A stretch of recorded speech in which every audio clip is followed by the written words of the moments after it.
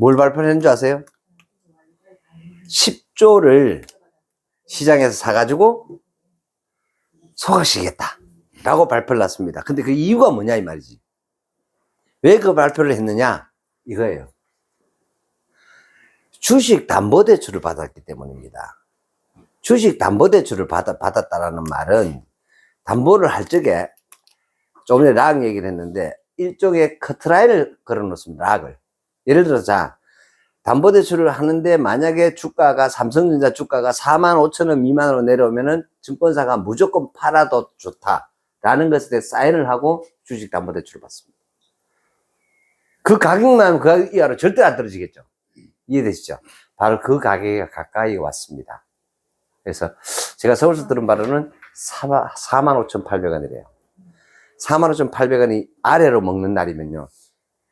이재용, 이부진, 이서진, 홍나희 여사가 가지고 있는 삼성전자 지분 전부 다 증권사로 가요. 이해되시죠? 그러면 이제 뭐 그냥 순식간에 그냥 잘. 근데 왜 이걸 하느냐라는 거죠. 지금 이 시기에 왜 이걸 할까?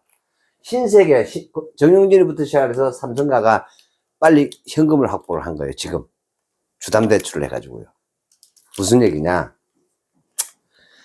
시장이 어려울 때 기회가 많아요? 아니면 시장이 좋을 때 기회가 많아요? 어려울 때 기회가 많죠.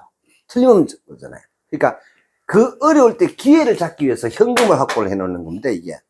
이게 무슨 얘기냐? 아까 말씀드렸다시피 경기가 어렵다는 정도입니다. 그래서 이들은 이럴 때 이 확보를 해서 다음 어떤 신성장 동력이라든가 이런 부분들을 먹게 됩니다. 그러니까 이런 것들을 보면 정확히 우리와 반대로 가는 그런 저걸 가지고 있어요. 그래서 이런 어떤 부분 쪽으로 가고 있는 것을 이제 알 수가 있습니다. 그리고 한번 보십시오. 참 트럼프 대단하죠. 단판의 기제입니다. 단판의 기제. 그래서 뭐 트럼프식 어떤 이 제국주의가 다시 도래했다 이렇게 얘기하는데 저는 그렇게 보지 않습니다. 대통령이라면 이 정도는 돼야 되죠. 더군다나 상하원을 다 장악하고 있어요. 얼마나 펼치기 좋아요, 그죠?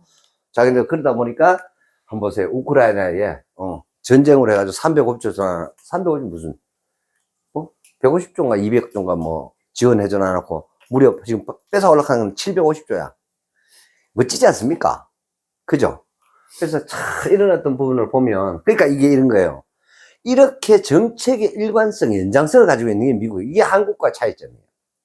민주당이 그 대통령이 되었던 공화당이 되었던 간에 철저하게 미국의 이익을 대변합니다.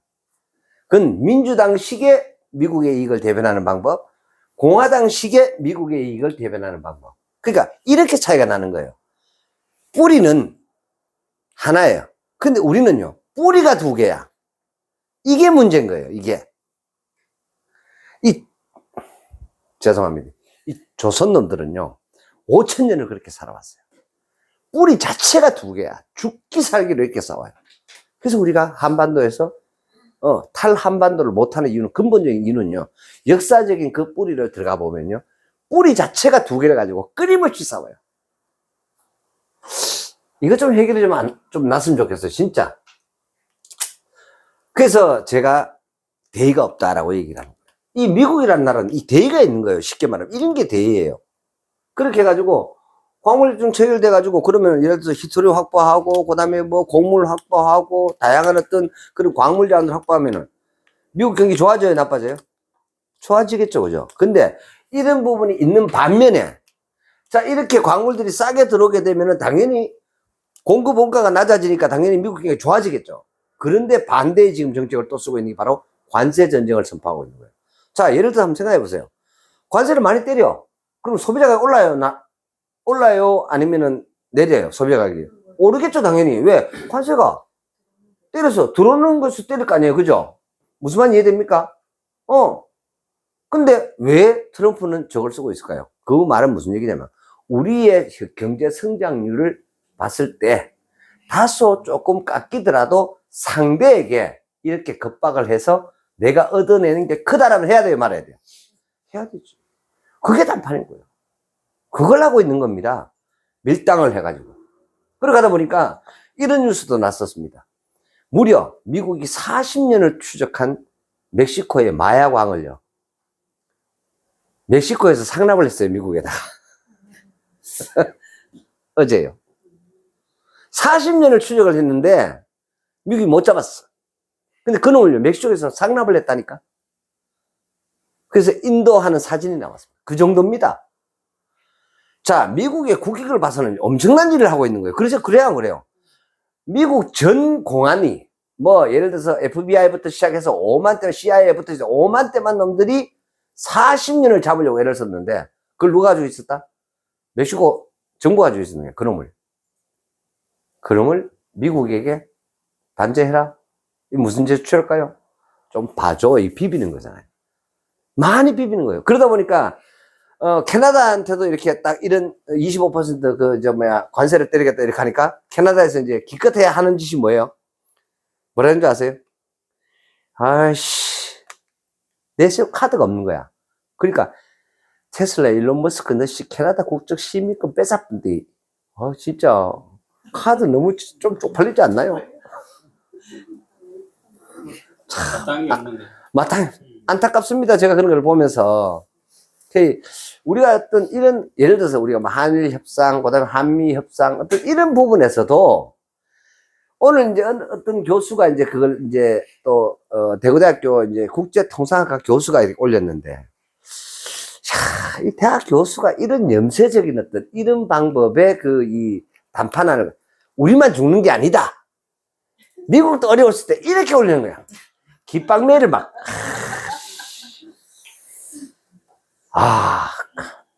그 내가 참, 그 말도 못하는 대학 교수들이 더 많으니까, 그래도 그 여자 교수가 그렇게 올렸더라고요. 그래서 내가, 그래, 뭐, 일단 니가 점 줄게.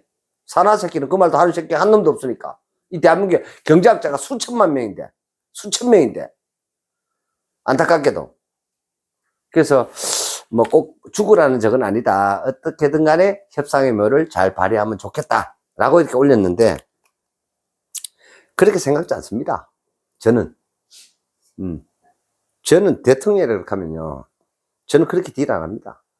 신경질 낙으로 한반도 그러면 북한한테 한번 뺏기볼까? 트럼프 뺏기볼까? 니 왜 되는 거?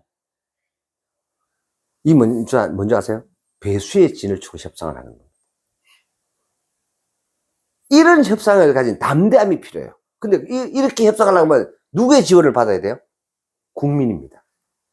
하나된 국민들의 힘으로 전폭적인 지원을 할 때 대통령이 당당하게 트럼프한테 닦아가 뭐 한미 뭐 철수고 관세고 그래 한번 트럼프 영감제 니가 한번 그래 봐라.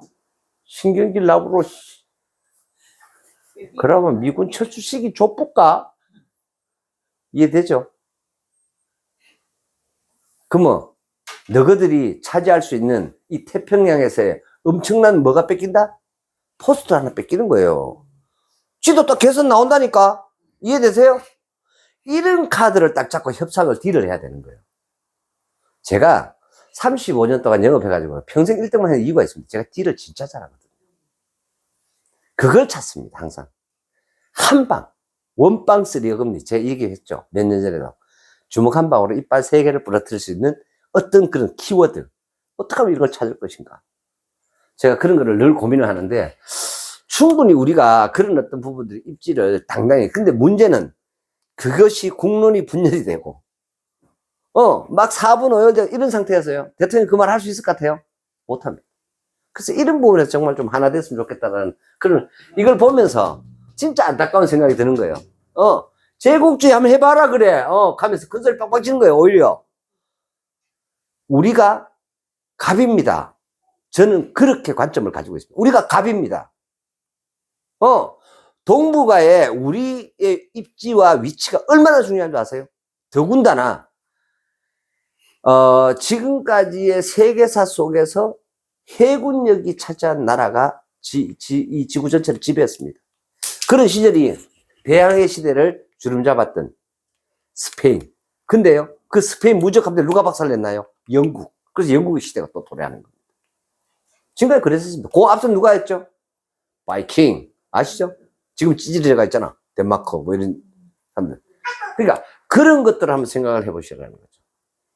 그래서 네덜란드, 그리고 또, 포르투갈, 그리고 스페인, 이런 대항해 시대에, 그리고 또 궁극적으로는 영국의 시대가 저물면서 그들이 어디로 오나요? 미국으로 오죠. 그리고 미국은요, 배수량이라 그럽니다. 총톤수. 이 지구에서 떠다니는 모든 배의 총톤수의 95%가 누가 가지고 있는지 아세요? 미국이 가지고 있습니다. 죄송해요.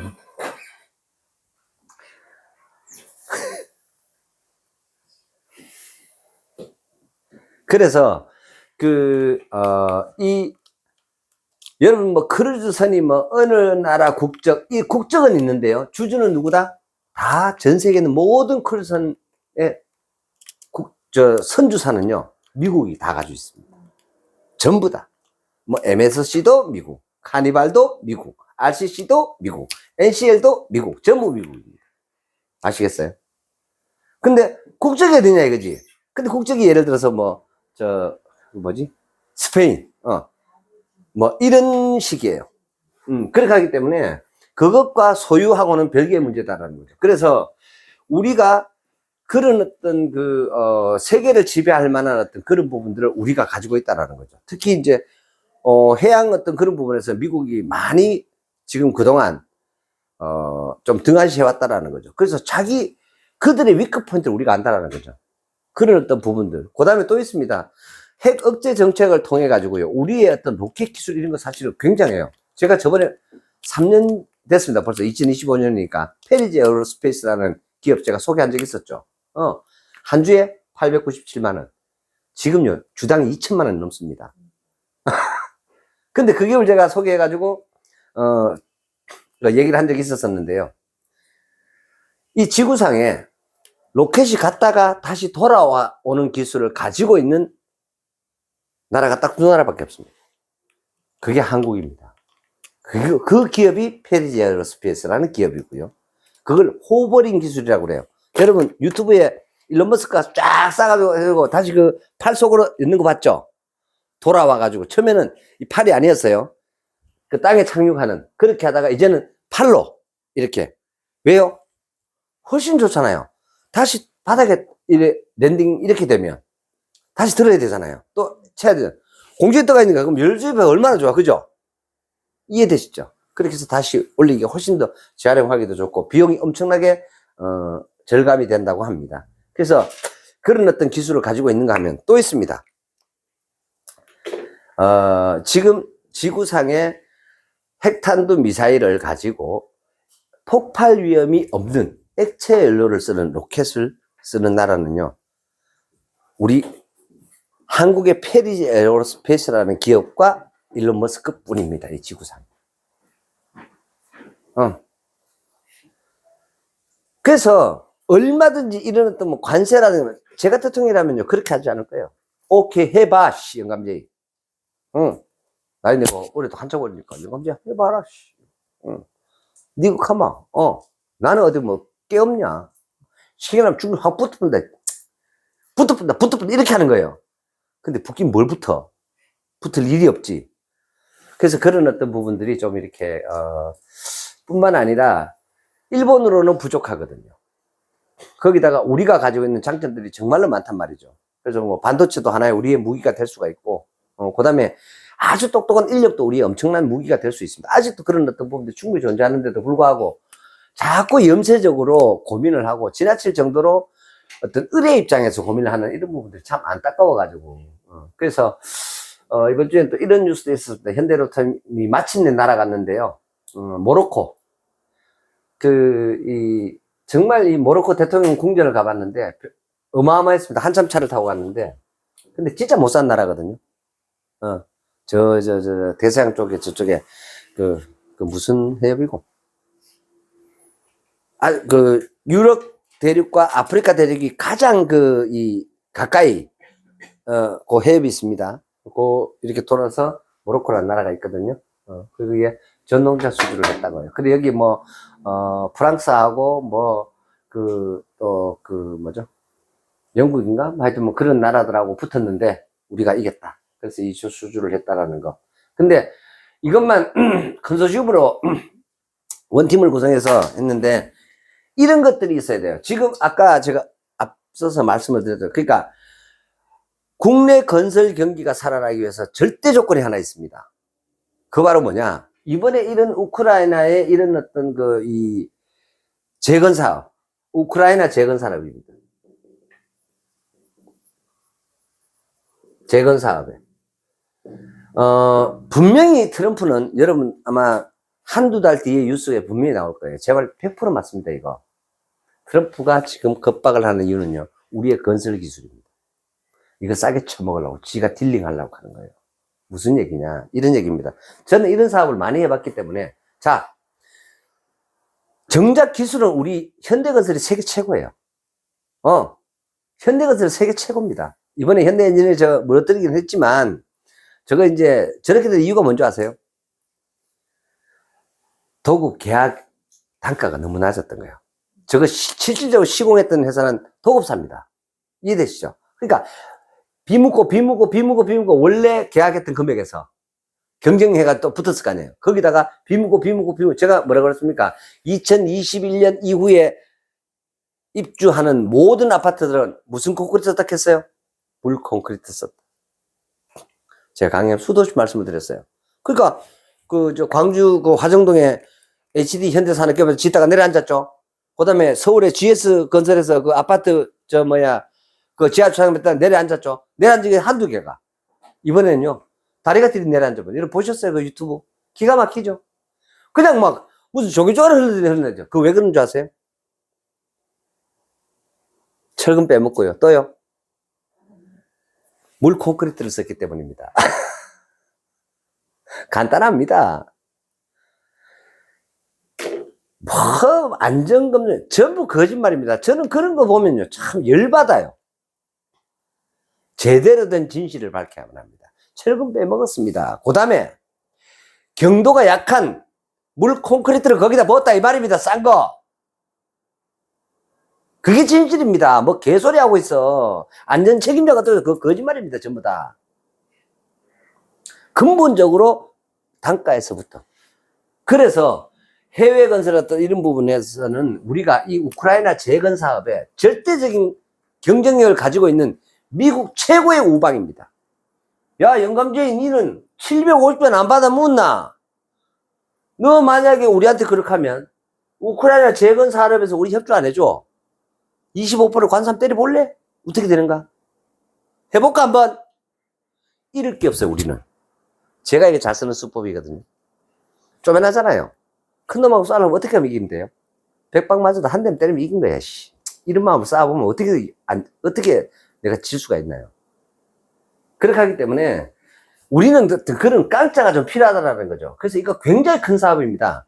이게 만약에 된다면요, 현대부터 시작해서 대우, 대림, 그 다음에 여기 롯데, 이런 많은 기업들이 우크라이나 전쟁이 빨리 끝나고 이게 재건 사업으로 협상, 물밑 이렇게 된다면요, 여기 하청업체 다 들어갈까요, 이제? 다 우크라이나에 가야 돼. 그럼 이 가격 떨어질까, 안 떨어질까? 안 떨어져요. 왜? 유통수에 돌아가. 이해되시죠? 그럼 얘들이 버텨버려요. 이러면은요, 그러나 가격이 폭등하기는 어려워요. 반등하기도 결코 쉽지 않아요. 그러나 제가 이 말씀 드렸어요. 분명히 그렇게 전체적인 이 아파트 그런 어떤 가격이 100% 떨어진다. 그러나 특화된 지역이 있다고 말씀을 드렸죠. 구별된 지역이 있습니다. 그 가격들은요, 단기간에는 떨어져요. 근데 다시 회복해요. 그래서 더욱더 구별이 돼버려. 어느 순간에. 그래서 제가 지난번에 보모 로타리에 있는 그 상가를 말씀을 드렸던 이유가 그런 겁니다. 10억짜리 그 상가를 3억에 샀다가 3억 5천 주고 샀다가 한시면 지나면 그게 20억 간다. 제가 그 말씀 드렸던 이유. 제가 그거를 컨설팅 했는 게 대표적인 게 하나 있습니다. 그게 이제 보모 로타리인데, 보모 로타리의 그 베스킨 라빈스 아시나요? 보모 로타리 우회전 딱 하면 그 횡단보도 딱 있어요. 우회전 딱 해가지고 조금 가다 보면 그 횡단보도 그 바로 건너편에 보면 베스킨 라빈스가 있는데, 제가 어떤 일이 생겼냐면, 하나님은 그렇게 완벽하게 인도를 하셨는데, 아버지께서 물려주셨는데, 그 건물을. 근데 그 건물주는, 아버지는 돌아가셨고, 그 건물주는 외국에 선교사로 나가 있던 목사님이셨어요. 근데 그거를 2008년도에 평당 5,300만 원에 산 어느 분이 저를 찾아온 거예요. 대표님이 실력이 있으시다는데 좀 도와주십시오. 병원에서 어디라 하면 다 알만한 병원장이었어요. 그래서 저를 와가지고. 그래서 제가 그거 컨설팅 제가 다 했습니다. 그거. 베스킨라빈스 제가 했고요. 바로 그 자리에 있던 CU 그거 뒤로 보냈다가 쪼가네. 그리고 뭐 지하에 월세 내가 올리고 하니까 위임장 딱 받아, 인감 딱 첨부해 위임장 받아가지고 구조를 딱 하는데 말 안 들어먹는 게 내보낸다 이렇게 하니까 뭐라 하더라.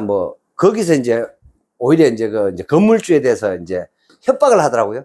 그래 내가 했겠지. 구청에 전화 한번 할까 내가. 이게 건물주들 할 줄 모르는 거라. 그래서 내가 구청에 전화 한번 할까?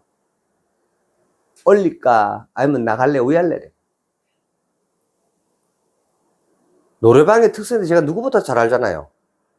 제가 직장 다니고 하면서 노래방이 어떻게 영업해 돌아가는지 너무너무 잘 알죠. 그래서 내가 한번 구청에 전화 한번 할까? 이렇게 하니까 일주일도 안 걸려서 항복했습니다.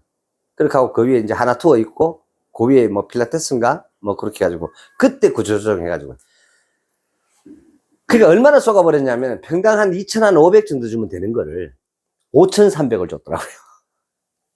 그 목사님 대박 터졌고, 그래서 그게 최근에 이제 회복이 됐습니다. 그러니까 17년 걸렸죠. 거의 한 15년 걸렸습니다. 걸려가지고. 그러니까 잘못 선택을 하면 그런 일이 이렇게 생깁니다. 그래서, 그리고 또, 제가 이번에 이제 모멘트라는 기업에 투자를 하고 집중을 하는 이유 중에 하나가 또 이런 겁니다. 이런 것도 좀 볼 줄 알아야 됩니다. 슈퍼 억만장자. 이 공통점이 있습니다. 전 세계 개인 자산 7조 이상을 가지고 있는 슈퍼 억만장자 24명 공통점이 뭘까요? 이거 다 어디서 나왔을까요? 간단히 설명할게요. 하드웨어에서 나왔을까요? 소프트웨어에서 나왔을까요? 확실합니까? 확실합니까? 예, 100% 소프트웨어에서 나왔습니다. 그 소프트웨어에서 핵심적인 걸 찾아내는 게 뭔지 아세요? 그게 플랫폼이에요.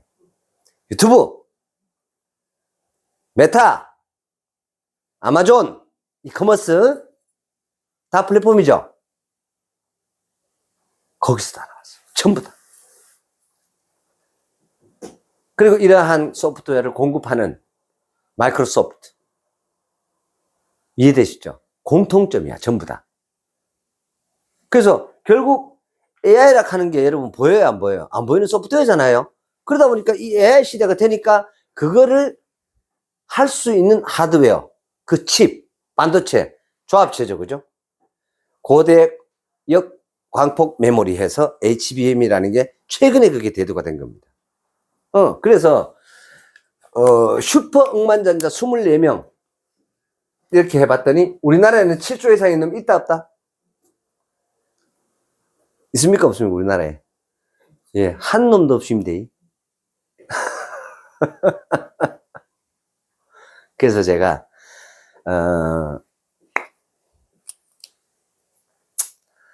개인으로는 어려울지 모르지만, 그래서 제가 그 꿈을 꿨습니다. 마침 이 신문 뉴스가 있길래, 하나님께서 내게 보여주시는구나, 라는 생각을 했습니다. 200억을 가지고 200조를 만들겠다라는 거죠. 그러면 한 20억 정도 투자한 사람은요, 한 10조쯤 만들겠죠. 근데 그거 전부 다 뭐? 현금이에요, 현금이에요. 그러면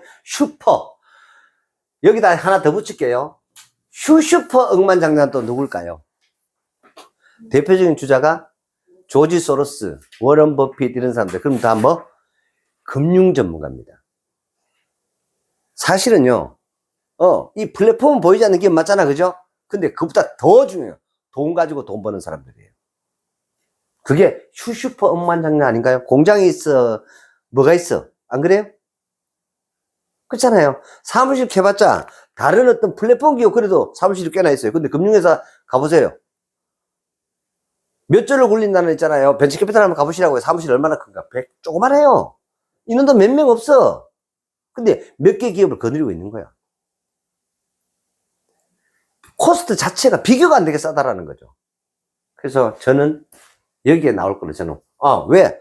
제가 지금 봐도 그렇더라고요. 블랙록이라는 회사가 1200조 달러를 굴리는데 얼마나 어마어마한 자산을 굴립니까?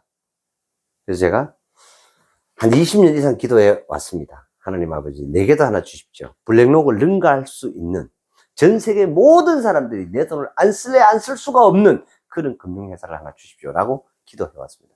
그래서 제가 이번에 그런 어떤 기도 응답이 아닐까라는 생각을 가지고 있는 게 요번에 뉴스를 딱 보니까 또 한 번 더 확신이 가졌습니다.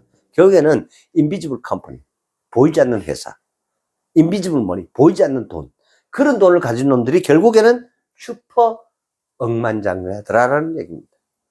그래서 뭐 내가 건물 가지고 있고 뭐 호텔 가지고 있고 호텔 까쁜데 찔딱거리지 마라. 별로 그 중요한 거 아닙니다. 그래서 여러분들도 그런 꿈을 한번 꿔보시기 바랍니다. 그리고 또 말이 필요 없죠.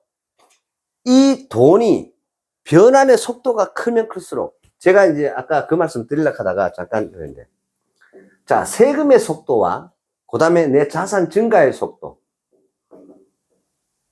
어느 쪽이 더 빨라야 돼요? 희망사항은 요거잖아, 그죠? 근데 실제는 뭐예요? 예, 실제는 요게 빨라요. 무조건 요게 더 빨라요. 그래서 내가 임금 상승 속도보다 세금 내는 속도가 훨씬 더 빨라. 그러면 내가 가처분 소득은 시간이 가면 갈수록 줄어요? 늘어요? 점점 줄죠? 그렇잖아요. 가처분 계속 준다고요. 그런데 집을 사? 미친 거 아니냐고. 근데 투자를 해서 상가를 사? 미친 거 아니냐고요. 아니, 내가 정확한 아이템이 있으면 몰라. 그러니까 어떻게 사야 돼요? 폭락한 걸 사야 된다고요. 그러면 내가 이러한 어떤 부분들에 대한 비용을 먼저 선방받는 거잖아, 그죠? 그럼 내가 뭐 어떻게 해요? 그만큼 안전한 거다라는 거죠. 그것도 구별된 지역에 구별된 어떤 그러한 곳으로 선택을 하는 것이 옳다라는 얘기를 하고 싶어요. 아무리 강조해도 지나침이 없습니다. 그래서 이런 것들도 한번 보면 그렇게 잘 나가던 월세가 500만 원 했대요. 근데요, 순식간에 평택 신도시, 여러분 안 가보셨죠? 저는요, 4년 전입니다. 야, 벌써 그렇게 됐어요. 2025년이니까. 제가 2021년도에요, 포스트 바이오틱스, 기억나나요? 네, 말씀을 다 드렸는데, 프리 바이오틱스, 프로 바이오틱스, 포스트 바이오틱스가 있습니다. 이건 뭐냐면, 프로는 흔히 여러분들이 알고 있는 그 유산균입니다. 그래서 이게 발효라고 그래요. 근데 유산균이 죽은 시체와 유산균이 먹고 토해내는 배설물, 그것만 모인 상태를 가지고 포스트 바이오틱스라고 해요. 이 포스트 바이오틱스를 아직 세계에서 공정을 가지고 만드는 기업이 단 한 기업도 없습니다. 근데 이것을 제가 발견을 했어요. 제가 여기서 화성 8탄면을요 9번 갔습니다. 9번. 그 회사에 투자를 하려고요. 내가 20억을 펀딩하겠다.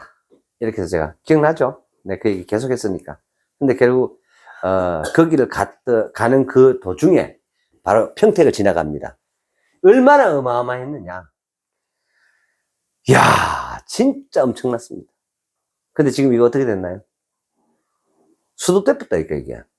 왜 수도된 줄 아세요? 반도체 경기가 급락을 하고, 삼성전자가, 그만큼, 중국이 따라오면서 수익성이 떨어지니까 상공장 짓다가 어떻게?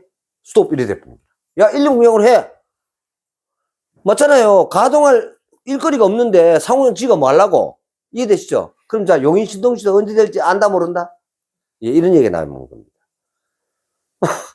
삼성에서 330을 투자해가지고 용인, 저기 어마어마한 신도시와 그런 반도체 벨트라를 만들겠다고 얘기를 했습니다. 근데 그거 돼봐야 되는 기다, 이 말이지. 그러니까 부동산 투자 어떻게 하느냐. 그런 뉴스 나와가지고 딱 폭등하죠. 팔고 빠지는 1대2야, 무조건. 너무나 많은 가변 요소가 있어요. 바로 이런 가변 요소가 생긴 거죠. 지금 경기 하강에다가, 부동산 시장 침체에다가, 그 다음에 세계적인 경기, 관세 전쟁 이런 것들을 해서 너무너무 가변 요소들이 어둡고 힘든 쪽으로 많이 생겼잖아요. 이해되시죠? 그렇게 하니까 이 공사 현장이 사라진 거야, 당연히. 그래가지고 이거 안전화 많이 나올 것 같아, 안 나올 것 같아? 많이 나오겠죠, 그죠? 당연히 많이 나옵니다. 자, 이런 것들이 수독돼 버리니까 아파트 안 돼. 공사, 건설, 산업 현장 공사까지 스톱해버려. 그렇게 되니까 경기가 당연히 가게는 더 어려워지죠. 그런 얘기입니다. 그러니까 이렇게 뉴스가 나왔어. 그렇게 공실이 폭증을 하고요. 그냥 완전히 제가 물었어요. 아까 집사람한테. 강시촌이 돼버렸대요. 쉽게 말하면 유령 도시가 돼버렸다는 말입니다. 이거 어디서 또 이런 일이 있었는지 아세요? 제가 직접 갔다 왔기 때문에 너무 잘 압니다. 하여튼 전 직접 발로 항상 뛰는 스타일이라 가지고 언제냐면요. 2009년도입니다. 제가 거제도에 조선소 하나 주워 먹을까 싶어서 가봤습니다. 그래서 교육기관, 기억나지? 문회장. 거가대교를 이제 넘어서 이제 가가지고 딱 갔더니요. 아파트 3억 5천만 원짜리 뭐 이런 것들 있잖아요. 1억이야, 1억. 1억짜리 아파트가 30평짜리가 막 잘. 왜요? 조선경기가 폭락을 해버린 거예요. 그리고 일할 사람들이 다 어떻게? 다 가버렸어. 그러니까 이게 거제시가 유령시가 돼버린 거예요. 한때는요, 7명, 8명이서 월세를 1인당 40만원씩, 50만원씩 내고, 쓰던 그러니까 32평짜리 아파트에서 뭐, 한 달에 월세 480만원인가 그래 나왔대요. 이거 말도 안 되는 얘기잖아요. 이게 말이 돼요, 이게. 근데 방이 없었어. 그랬었던 그 도시가 금융위기를 딱 맞으면 어떻게 해요? 폭락. 지금 그런 사태.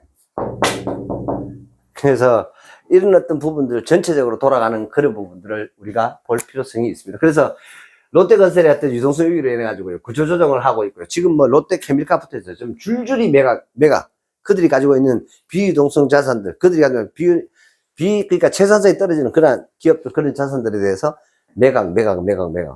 이렇게 하니까 당연히 롯데쇼핑이 지금 6만원. 제가 봐서 6만원도 깨지지 않을까 싶습니다. 그렇게 하니까 국려지식으로 뭘 했는 줄 아세요? 자산 재평가를 합니다.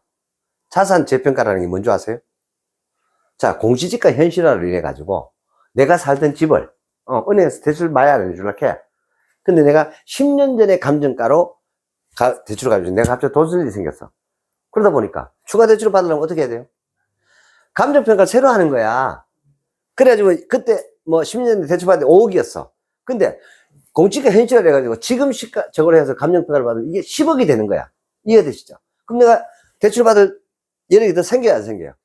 생기죠. 그런다고 해서 내한테 그걸 가지고 자산 재평가라고 그래요. 이렇게 된 상황에서 자산 재평가 해가지고 182조가 됐답니다. 롯데그룹 전체 총자산이. 근데 그런다고 해서 돈 더 빌려줘요? 한계를 가지고 있습니다. 지금 그러한 상황의 뉴스들이 났습니다. 그러니까 무슨 얘기냐면 자산 재평가라는 것은 매출이 증가를 하거나 이렇게 현금이 유입이 돼야 되는데 자산 재평가는 아무것도 움직이는 게 없어요. 그냥 장부가에서 현실가로 해서 자산 가치를 올린 거예요. 집으면 그 집 아이가 맞죠? 이해되시죠? 그렇게 하다가 나중에는 누구 집이 된다? 은행 집이 되는 거지 뭐. 많아요. 그런 공장도 많고요. 그런 개인집도 많아요. 그래서 자산 재평가 받아가지고요. 오히려 그렇게 해서 빼먹고 티푼다. 아이고, 은행 니 가져가라 하고. 그게 덕일 수도 있어. 그것도 하나의 재테크일 수 있습니다. 그런 사람들도 있습니다. 그래서 아무튼 간에 그런 일이 벌어졌고요. 엔비디아 주가가 폭락을 했다. 뭐 예견된 얘기인데 중요한 거는 이런 것들을 좀 봐야 돼요. 3조가 붕괴가 돼. 3조 달러 붕괴. 그럼 우리나라로 하면 얼마예요, 지금? 1,500 곱하면은 4조 5천억이야. 그러니까 쉽게 말하면 4,500조야. 4천조 밑으로 왔다 이 말입니다. 엔비디아의 시총이 4천조 밑으로 왔다. 그래서 엔비디아가 지금 현재 120불이다. 그리고 테슬라가 281달러, 알파벳이 168달러, 메타가 658달러, 아마존이 208달러. 거의 대부분 요거 하나 빼고는 다 뭐예요, 이게 다. 다 인비지블 컴퍼니잖아. 플랫폼이잖아. 그죠? 이해되세요? 그래서 제가 기도응답이라 생각하는 이유가 바로 그런 부분이에요. 아, 이게 플랫폼이다. 그래서 GIV, 제스처 인터랙티브 비디오라는 이런 어떤 부분이 인류의 빅데이터의 고갈을 해결하고, 그리고 새로운 어떤 신시대를 여는 어떤 그런 부분으로 가지 않을까. 가지 않을까가 아니고, 간다. 말이 필요 없는 얘기다라고 저는 확신을 가지고 있습니다. 그래서, 그런 어떤 런칭의 타이밍과 이런 게 참 중요하다고 생각합니다. 써보니까, 그래서 이제 엄청나게 이제 폭락을 했죠. 그런데, 근데도 지금 이만큼 가격이에요. 그래서 예를 들어서, 테슬라가 281달러 정도인데, 제가 봐서는 조금 더 떨어질 것 같아요. 왜 그러냐. 아까도 제가 현대자동차 전기차 얘기를 했잖아요. 그 제가 작년, 저작년에 했습니다. 3천만 원 후반대 넘어갈 차가 없다 그랬죠. 제가 분명히. 그 말씀 드렸어요. 이 강의 시간에. 근데 1억을 막 호가하는 거야. 전기차가. 그래서 현대자동차가 엄청나게 벌어먹고 있다, 지금. 제가, 카센터를 한 7년을 해봤기 때문에 현대자동차에 제가 만 11년을 근무를 했고요. 하다 보니까 자동차 박사입니다. 저기 어디 돈이다 이런 거 너무 잘 알아요. 엔진 분해도 제가 다 하기 때문에. 그래서, 뭐든지 끝장을 봐야 된다. 파봐야 돼, 성격이. 그러다 보니까 밤잠 안 자고 늘 그런 스타일인데. 그래서 제가 그냥 없는 말을 하는 게 아닙니다. 뭐라도 이렇게 직접 경험을 해보고, 내가 그걸 다 깨보고, 직접 만들어보고, 그렇게 하고서 제가 이런 말씀을 드리는데, 자동차는, 내연기관차와 전기차는 완전히 틀립니다. 솔직히 말씀을 드리면요, 돈 들어갈 게 없어요. 돈 들어갈 게 없어. 제가 왜 배터리 사지 마라 했느냐? 왜 2차 전지를 사지 마라 했느냐? 저거 버블이다. 100%다. 저한테 많이 물어왔어요. 에코프로, 300만원 가져. 누가 그랬다고 얘기를 해요. 300만원 간다고 막. 금회장도 내보고 왔어요. 봐라, 너블너블 좀 지키지 마라. 남들 그 소리 듣고 또 살라, 내가. 참, 꿈꾸는 소리 좀 하지 마라, 내가. 이런 거예요. 항상 시대는 그랬습니다. 처음에 태양광 어땠나요? 오시아에 72만원까지 갔었어요. 뭐 때문에요? 폴리실리콘이라고 하는 게 에너지 혁명 시절에요. 태양광이라는 시장이 다 도래를 하면서. 근데 그 폴리실리콘 어떻게 중국이 딱 돌아가지고요. 인곳, 모노실란 폴리실리콘에서 인곳을 만들고 모노실란 해가지고 잘라. 그 셀이 이제 태양광 그 지별판이 만들어진단 말이에요. 저는 2009년도 투자해가지고 2014년도 엑시트 했습니다. 근데 지금 태양광 투자하는데 미친 거 아니냐고. 근데 그런 어떤 부분들을 지금 얼마나 떨어졌는 줄 아세요?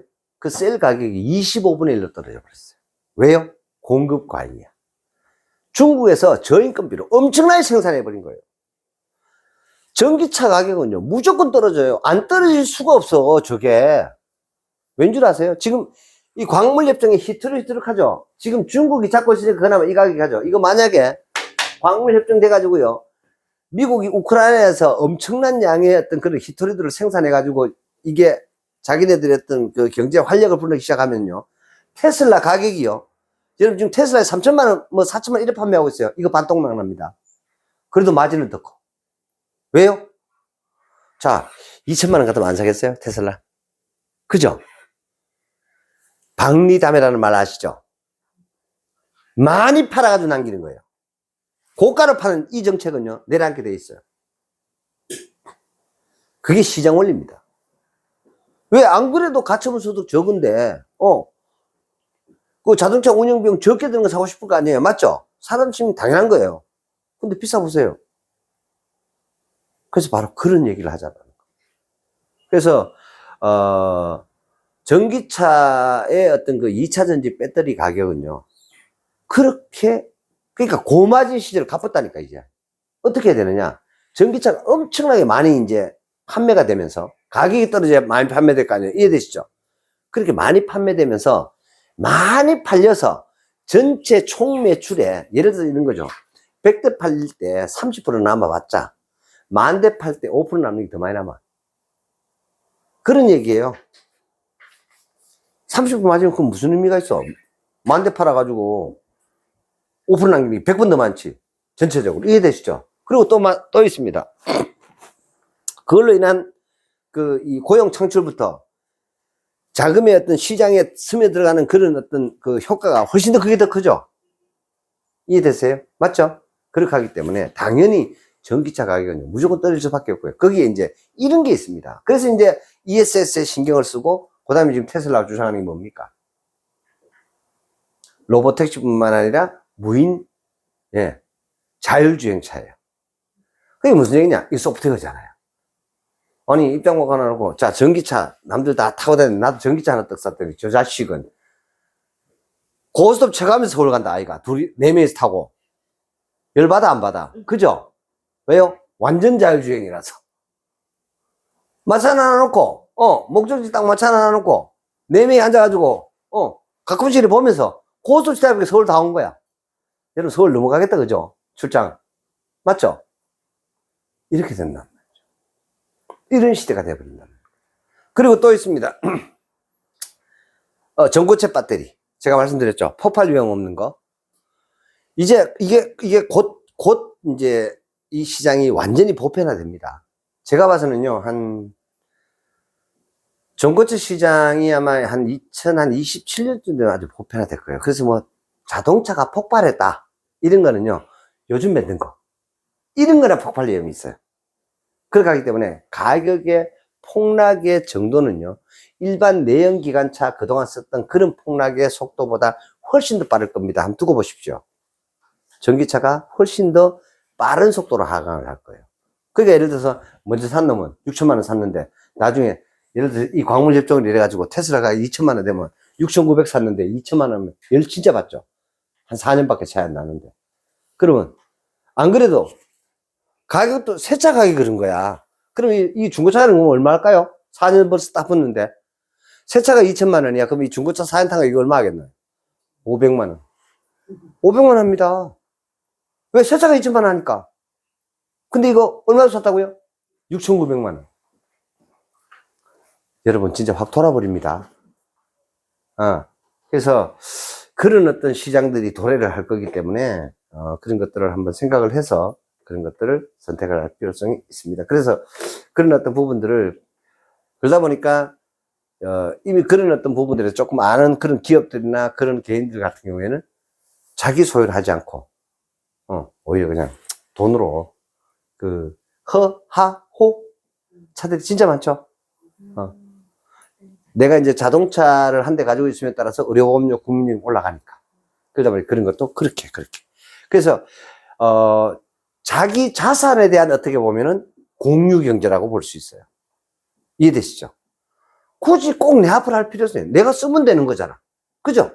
그래서 그런 어떤 시대들이 자꾸 파생이 되고 퍼져가고 앞으로 우리 그런 시대를 더욱더 더 크게 살게 됩니다. 근본은 이겁니다, 이거. 세금입니다, 세금. 이것 때문이에요.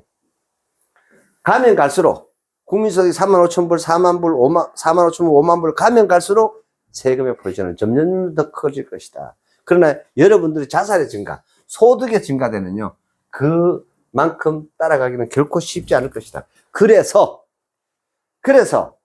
미국 국민들은 뭘 선택했을까요? 우리의 이런 과정을 겪은 미국 국민들은요, 전부 주식에 투자를 하게 된 거예요. 미국 국민들은요, 그래서 미국의 주식시장의 특징은 뭐냐? 배당이에요. 그래서 장기 투자가 되는 거예요. 가지고 있으면 배당을 시장 금리보다는 무조건 높게 주는 게 대부분이에요. 그게 다 나스닥 상품이에요. 그러다 보니까 예를 시장 금리가 뭐 3.5%야 기준금리가. 그러면 한 5%쯤 배당이 나오는 거예요. 세금 다 떼고. 그러면 그 사야 돼 말아야 돼. 이해되시죠? 거기다가 더군다나 집을 가지고 있는 것보다 보여야 되는 세금이 있어 없어? 없잖아. 그러다 보니까 국민들의 자산 분포를 해보면 자기 보유 자산의 45%를 뭘 가지고 있다? 스탁, 주식을 가지고 있더라. 그게 미국 국민들, 우리나라도 그러한 시대로 가고 있습니다. 그게 40%까지는 몰라도 자기 보유 자산의 한 25%에서 30% 정도 된다라면 그때쯤이 돼서는 우리나라도 경기가 휙 돌아갈 것이라고 저는 확신합니다. 그래서 그게 얼마나 걸리느냐? 이제 벌써 지나왔어요. 뭐 한 4, 5년 지나왔기 때문에 앞으로 한 25년 뒤. 그래서 잃어버린 30년을 그대로 답습해 갈 것이라고 생각을 합니다. 자, 지난 한 주간에 이런저런 부분들이 여러 가지 어떤 뉴스들에 대해서 이렇게 말씀을 드렸고요. 설명도 드렸고, 그 다음에 뭐, 가상자산에 대한 이런저런 얘기들도 있었습니다만은, 그 부분은, 안내만 드리고, 일단 그 얘기는 좀 언급을 해피했으면 좋겠습니다. 시질 없습니까? 트럼프가 네. 그 도저히 부서를 만들어가지고 네. 그 이제 공무원들 이렇게 네. 감소 많이 하던데 네네네. 그 부분이 어떻게 정말로 잘하고 있다고 생각합니다. 그러면 트럼프가 이렇게 그만큼 이렇게 퇴직을 많이 하게 되면 네.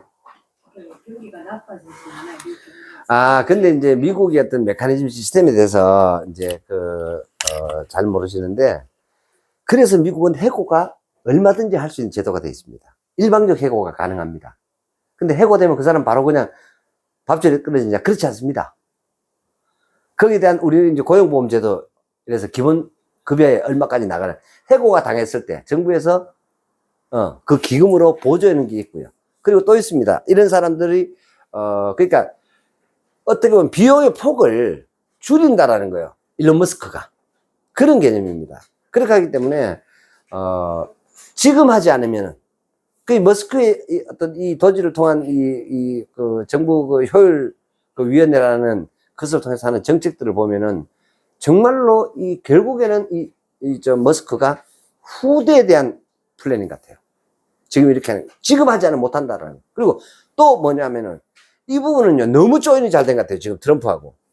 그래서 전폭적으로 밀고 있고요. 트럼프 말 오라! 아주 그냥 공식적으로. 심지어는 아직까지 공화당의 정식으로 장관 인준이 난 게 아니야. 이해되시죠? 그런데 강요회에 참석을 시켜가지고요. 오히려 거기서 막 떠들게 해. 그리고 자 말 안 들으면 너 죽는다. 이렇게 얘기해 준 거예요. 트럼프가. 그 말은 그런 뜻에 대해서 이미 트럼프가 4년 동안 구상을 했던 것들을 어떤 또래를 내세워가지고 어떤 이 총알바지를 내세워서 그걸 할 수 있을까라는 걸 생각했을 거라는 겁니다. 이게 트럼프의 수거든요. 요수거든요. 그렇게 해서 가장 좋아. 두드리 맞아도 전혀 눈도 깜짝 안 하는 한 놈 있어. 미국에 다른 아무도 없는데. 깃방매이 때리고 조인트 까고 뭐 캐도 이렇게 하는 놈이 있어요. 그게 머스크예요. 왜 그러냐? 너 얼마 있는데 일어나는 거하고 똑같아요. 이해되시죠? 물질에 대해서 그렇고, 그리고 뭐 객관적으로 큰 틀에서 봤을 때는요, 결코 미국을 정말 미국답게 만드는 데는 그 공무원들 잘라야만 합니다. 특히 우리나라, 이건 정말로 배울 부분이 있습니다. 문재인 정부 5년 동안에 공무원 순중이 얼마나 많은 줄 아세요? 그게 얼마나 국가 부채를 폭증시킨 줄 아세요? 안타까운 얘기, 어제 저녁에 우리 아들이 전화 와서 뭐라는 줄 아세요?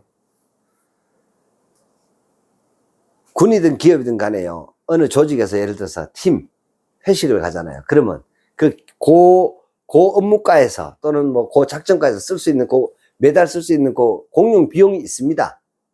그런 돈들을 조금 쪼개가지고 회식도 하거든요. 근데 엠빵도 모질해가지고요, 아들이 뭐라는 줄 아세요? 지금 이렇게 만들어놨습니다. 아버지, 군대는 돈이 없습니다. 월급도 제때 안 나옵니다. 놀랍지 않습니까? 월급이 제때 안 나온다고요, 지금. 그런데 병장 1호봉을 150만 원을 줘. 말호봉을 210만 원을 줘. 이게 지금 뭐 하자는 짓입니까? 정작 평생을 군에서 바친 그 장교와 하사관들의 월급이 제때 안 나온다는 겁니다, 지금.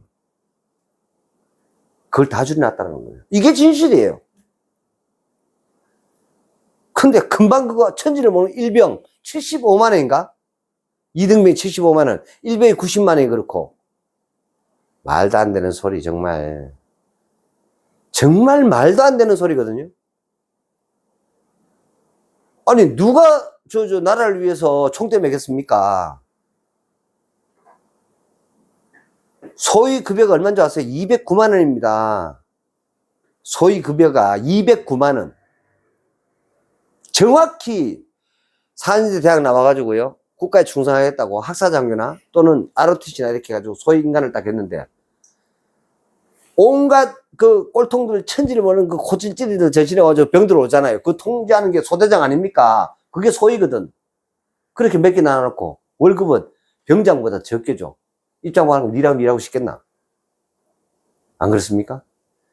이런 어떤 부분들에 우리는 정말로 엄청난 변화가 있어야만 합니다, 사실은. 그래서 저는 그 부분에 대해서는 참 멋진 두 또래 두 놈 다 아마 내가 봐서 AB형 알겠나 싶어요. 트럼프도 AB형, 그다음에 뭐야 뭐지 그거 머스크도 AB형. 이거 완전 말 3G 곱하기 3승이야. 둘 다 하여튼 골대는 형인데 그래서 그렇습니다. 세상은 말이야 그렇게 또래들이 바꿨습니다. 저는 그 아주 굉장히 영향은 별로 없다는. 전혀 없죠. 그게 반드시 좋은 결과를 놓을 겁니다.